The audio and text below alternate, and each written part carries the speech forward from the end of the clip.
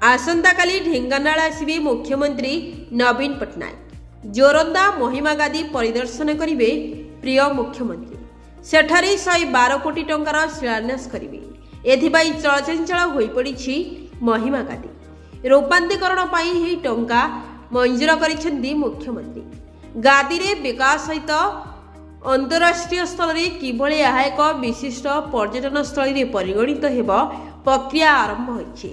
जोरंदार अखंड ज्योति मंदिर, ध्वनि मंदिर, मुख्य गादी मंदिर उन्नति सहित पार्क, रास्ताघाट, मुखशाला, पर्यटक मानक पई यात्री निवास प्रभृति उन्नतिमूलक कार्य हेबा पई स्थिर होइछि।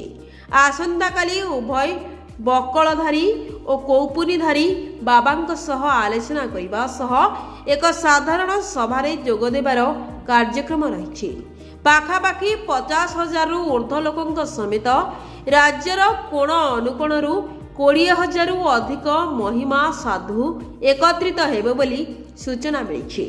एथिपाई प्रशासन पक्षरु प्रस्तुति कार्य चालू रहिछि। जिलापाल मनोरंजन मल्लिक तत्वावधान आरक्षी अधीक्षक ज्ञानरंजन महापात्र, जिला प्रकल्प अधिकारी ज्योतिशंकर साहू, अतिरिक्त जिलापाल रविचंद्र सेठी और जिलार समस्त अधिकारी माने उपस्थित रही कार्यक्रम को तदारख करुछन्ति।